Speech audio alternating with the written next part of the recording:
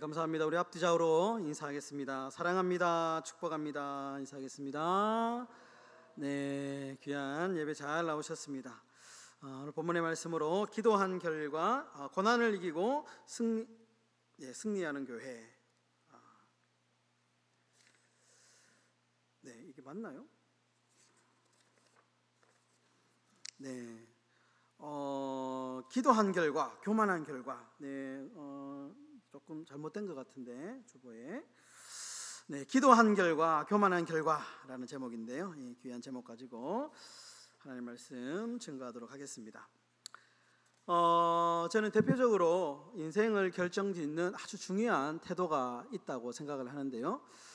한 가지는 기도하는 태도, 다른 말로 겸손한 태도라고 이야기할 수 있고요. 또 하나는 교만한 태도. 이 두 가지 태도가 우리의 인생을 결정한다. 저는 그렇게 생각을 합니다. 여러분, 기도하는 사람들 보면, 이 겸손한 사람들의 모습을 보면 당장은 어떻게 보입니까? 약하게 보이죠. 약자처럼 보입니다. 별 힘이 없고 아주 약한 사람 보이는데요. 그런데 기도하고 겸손하는 사람들을 보면, 그 마지막을 보면 하나님이 높여주시는 것을 보게 됩니다. 반대로 교만한 사람들을 보면 당장은 힘과 권세가 아주 대단한 것처럼 보이죠. 아주 잘 나가는 것처럼 그렇게 보입니다. 그런 사람의 특징이 있습니다. 오만하고요. 아주 거만하고 어깨에 힘이 잔뜩 들어가서 그렇게 아주 이제 권세를 부리면서 살아갑니다. 그런데 그런 사람들의 끝을 이렇게 추적해 보면 그 결론은 그렇게 좋지 않습니다. 하나님의 심판을 받게 되는 것을 우리는 보게 되죠. 여러분, 오늘 본문에도 보시면 기도하는 사람과 교만한 사람들이 어떻게 되고 있는지를 아주 대조적으로 보여주고 있습니다. 오늘 본문 12장 13절에서 16절까지 말씀인데요. 보시면 우리 다 같이 한번 읽어볼까요? 13절에서 16절까지 다 같이 읽겠습니다. 베드로가 대문을 두드리는데 로데라는 여자아이가 영접하러 왔다가 베드로의 음성인 줄 알고 기뻐하여 문을 미처 열지 못하고 달려 들어가 말하되 베드로가 대문 밖에 섰더라 하니 그들이 말하되 내가 미쳤다 하나 여자아이는 힘써 말하되 참말이라 하니 그들이 말하되 그러면 그의 천사라 하더라. 베드로가 문 두드리기를 그치지 아니하니 그들이 문을 열어 베드로를 보고 놀라는지라. 아멘. 감옥에서 천사의 도움으로 이제 베드로가 탈출을 했습니다. 그리고 이 베드로가 마가 요한의 어머니 마리아의 집에 이제 도착을 해서 문을 막 두드리는데요. 그때 이제 누가 나오냐면 로데라고 하는 여자 이제 아이가 문을 열러 이렇게 나옵니다. 그러다가 이제 베드로를 보고 아주 이렇게 깜짝 놀라게 되는데요. 이 참 장면이 이렇게 상상을 해보면 재밌습니다. 왜 재밌느냐 하면 지금 집안에 있는 사람들이 기도하고 있는데 기도의 제목이 뭐냐 하면 당연히 옥에 갇혀 있는 베드로를 살려달라는 기도죠. 베드로를 위해서 베드로를 무사하게 집으로 보내달라는 기도를 하고 있는데 막상 그 기도가 응답이 되었는데 그 자신의 기도가 응답된 것을 보고 깜짝 놀라는 모습이죠. 재미있는 장면입니다. 그러니까 자신들이 기도했지만 설마 이렇게 전혀 예상치 못한 방법으로 이렇게 빨리 기도의 응답이 되리라고는 전혀 예상을 못했다라는 것이죠. 우리도 기도하다 보면 그러지 않습니까? 하나님께서 우리가 기도했는데 기도의 응답을 주시는데 전혀 예상치 못한 방법으로 너무 빨리 이렇게 기도 응답 주시면 우리가 놀라지 않습니까? 우리가 기도해놓고 놀랄 때가 있죠. 여러분, 기도는 단순한 주문이 아닙니다. 기도는 어떤 스스로를 위로하기 위해서 상황은 변하지 않는데 자기 자신을 위로하는 차원에서 하는 그런 어떤 읊조리는 주문이 아닙니다. 여러분, 기도는 현실이죠. 우리가 기도하면 우리가 지난주에 살펴본 대로 하나님이 일하십니다. 기도하면 하나님이 일하시기 때문에 상황이 변하고 분위기가 변하고 그리고 기조가 바뀝니다. 기도는 현실이죠. 여러분, 피그말리온이라는 효과라는 말이 있습니다. 뭐 들어보셨을 건데요. 믿고 기대하는 그대로 이루어지는 현상을 가리켜서 피그말리온 현상이다, 이렇게 이야기하는데요. 여러분, 그리스 신화에 나오는 이야기입니다. 이 피그말리온이라고 하는 사람이 그리스 신화에 나오는데, 이 사람은 조각가입니다. 조각가인데 하루는 이 사람 피그말리온이라고 하는 사람이 예쁜 여자의 이제 여자의 모양을 이렇게 조각을 하고, 그 조각을 신전 앞에서 이제 갖다 놓고 기도합니다. 이 예쁜 아름다운 여인처럼 나에게도 아름다운 신부를 주십시오, 이렇게 기도를 했다고 합니다. 그런데 이 기도했는데 기도하고 돌아서 보니까 그 조각상이 살아있는 여인으로 바뀌어 있더라. 그러니까 기다린 대로 기대한 대로 이루어졌다라는 어떤 이 이야기에서 심리적인 이 용어가 탄생한 것이죠. 피그말리온 효과.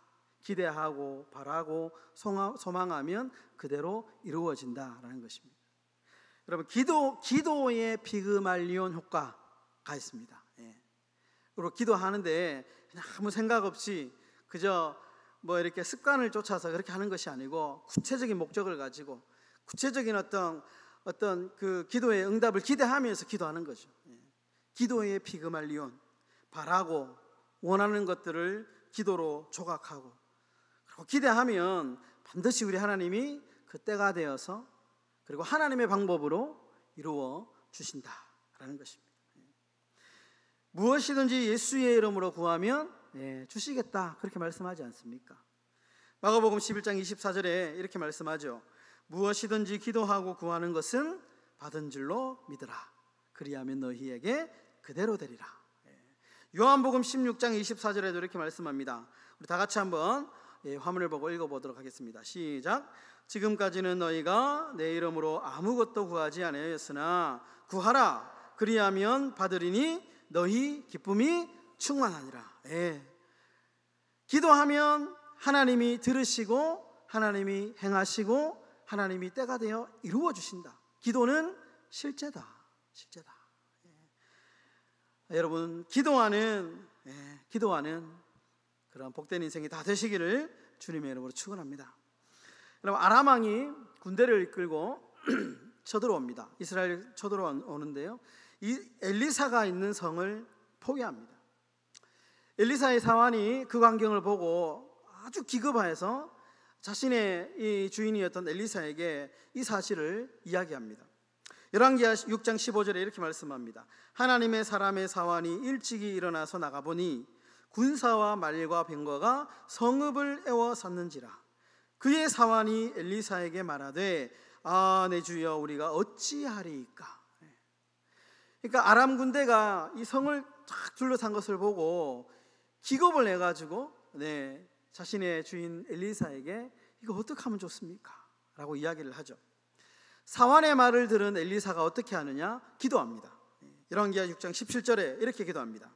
기도하여 이르되 여호와여, 원하건대 그의 눈을 열어서 보게 하옵소서 하니 여호와께서 그 청년의 눈을 여시매 그가 보니 불말과 불병거가 산에 가득하여 엘리사를 둘렀더라. 여러분, 이 구절의 핵심이 뭐냐 하면 엘리사가 기도하자 육안으로 보이지 않았던 영적인 세계가 보였다. 영안이 열렸다라는 것이 핵심입니다. 여러분, 우리가 기도하면 영안이 열립니다. 영안이 열린다, 이런 얘기 많이 들어보시지 않습니까? 현실을 보면 막막하죠. 현실을 보면 해결될 기미가 보이지 않고요, 현실을 보면 답답합니다. 그런데 그 현실을 앞에 두고 기도하면 영안이 열리죠.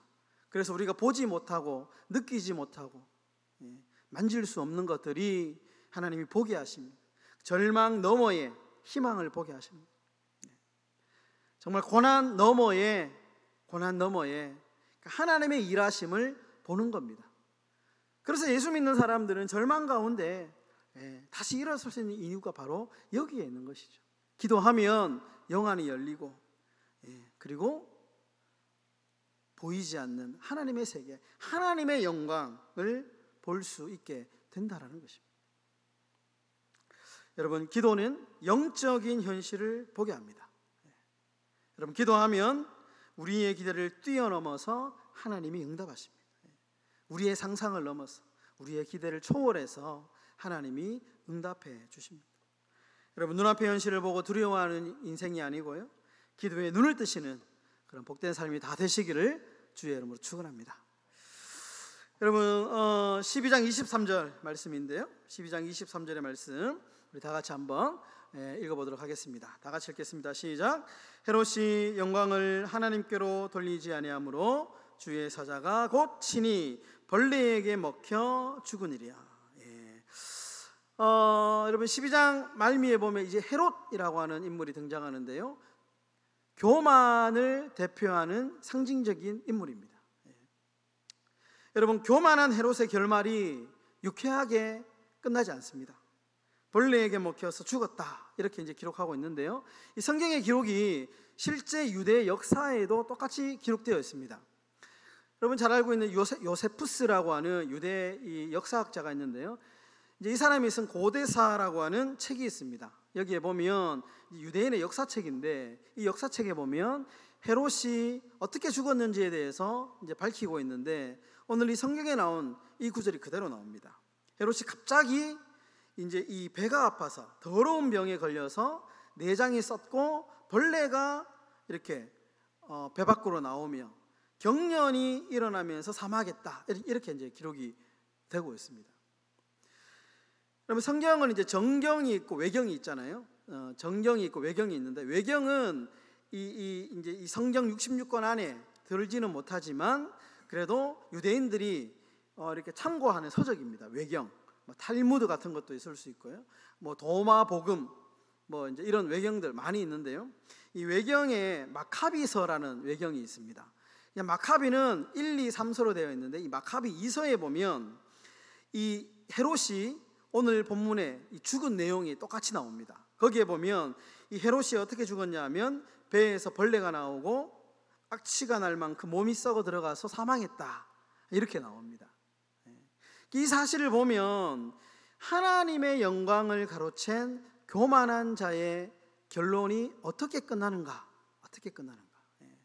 그것을 우리에게 말씀하고 있는 것이죠. 교만의 결론은 패망이다라는 것입니다. 여러분, 우리가 잘 알고 있는 잠언의 말씀, 유명한 말씀 있지 않습니까? 잠언서 16장 18절 다 같이 한번 읽어보겠습니다. 교만은 패망의 선봉이요 거만한 마음은 넘어짐의 앞잡이니라. 잠언서 18장 12절에도 동일한 말씀이 있습니다. 다 같이 읽겠습니다. 사람의 마음의 교만은 멸망의 선봉이요 겸손은 존귀의 길잡이니라. 여러분, 마음이 교만하면 넘어진다, 멸망이 따라온다, 이렇게 말씀합니다. 반면에 겸손하면 영광이 따라오고 하나님이 높여주신다, 이렇게 말씀합니다. 여러분, 오늘 처음에 제가 그런 얘기 했지 않았습니까? 우리의 인생을 결정짓는 것이 두 가지라고. 겸손한 삶을 사는가, 기도하는 삶을 살 것이냐, 교만한 삶을 살 것이냐, 그 결론이 전혀 다르다라는 것이죠. 그럼 몇 해 전에 이제 제가 거제도에 아주 이제 가족들을 데리고 휴가를 갔을 때 거제 포로 수용소에 간 적이 있는데요, 거기 보면 이렇게 구역별로 이렇게 구경할 수 있는 건물들이 이렇게 있지 않습니까? 근데 이제 조금 높은 건물에 이렇게 올라가면 재미있는 공간이 하나 있는데, 이제 아이들과 놀 수 있는 공간인데요, 이렇게 올라가면 입구에 들어서는 순간에 딱 이렇게 올라가면 거울이 수백 개 있는 것 같더라고요. 딱 들어서는 순간 거울이 이제 거울 미로라고 이제 거울이 막 사방에 있으니까요, 길을 잘 못 찾는 거예요. 사방이 다 나를 비추니까요, 어디가 길인지 잘 모르는 거예요. 근데 애들은 굉장히 재미있어 하는데, 근데 그곳에 들어가서 막 이렇게 손을 흔들면 어떻습니까? 거울에 있는 비치는 그 손이 다 이렇게 손을 흔들어주죠. 내가 웃으면 거울도 다 나를 보고 웃죠. 웃죠. 저는 그것을 보면서 교만이 참 이런 모습이다. 교만한. 그럼 교만한 자의 특징이 뭡니까? 교만한 자가 다 내가 이렇게 손 흔들면 다 모든 사람이 나를 위해서 손을 흔들어주고 나를 막 높여주고, 내가 웃으면 나의 웃음을 막 이렇게 높여주고, 이런 거 원하는 거 아닙니까? 사실은 결국에는 자신 안에 갇혀진 자신의 모습인데, 교만한 자는 그것을 깨닫지 못한다는 것이죠. 교만한 사람이 이와 같다라는 것입니다. 그럼 누가복음에 보면 기도하는 두 사람이 나옵니다. 하나는 바리새인, 하나는 세리의 기도가 나오죠. 그러면서 예수님께서 이 바리새인의 기도를 어떤 기도라고 말씀하시냐면 교만한 자의 기도다, 이렇게 말씀합니다. 교만한 자. 바리새인이 어떻게 기도했냐면 누가복음 18장 11절과 12절에 보시면 이렇게 기도합니다. 하나님이여, 나는 다른 사람들처럼 곧 토색, 불의, 간음하는 자들과 같지 아니하고 세리와도 같지 아니함을 감사하나이다. 나는 일회에 2번씩 금식하고 소득의 11조를 드리나이다. 그럼 실제로 역사를 보면 유대인들은 이 기도는 과장된 기도는 아닙니다. 실제로 이 바리새인들과 율법학자들은 이 사람들 자신들이 기도한 대로 이렇게 살았다고 합니다. 근데 문제는 뭐냐 하면 지금 이 자리는 하나님께 기도하는 자리입니다. 하나님께. 기도하는 하나님께 기도하는 자리에서 자신의 경건을 자랑하고 심지어 다른 사람, 나는 저 사람과 같지 않습니다라고 깎아내리면서 비교하면서 자신을 드러내는 것이 문제죠. 전형적인 교만의 모습.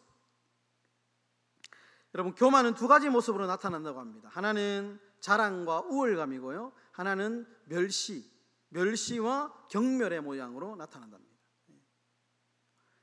자기는 자랑하고 이웃은 멸시하는 눈으로 바라보는 것, 이것이 대표적인 교만의 모습이다 라고 말하는 것이죠. 여러분, 자신의 영광을 위해서 교회를 핍박했던 교만한 헤롯, 마지막이 어떻습니까? 비참한 죽음을 맞이하게 됩니다. 반면에 간절히 기도했던 사람들, 베드로를 위하여서 그저 자신들이 할 수 있는 것이라고는 기도밖에 없다라고 생각하고 그저 하나님 앞에 기도했던 이 사람들은 하나님이 높여주시고 하나님의 영광을 보여주십니다. 기도의 결과는 영광이지만 교만의 결과는 멸망이다라는 것입니다.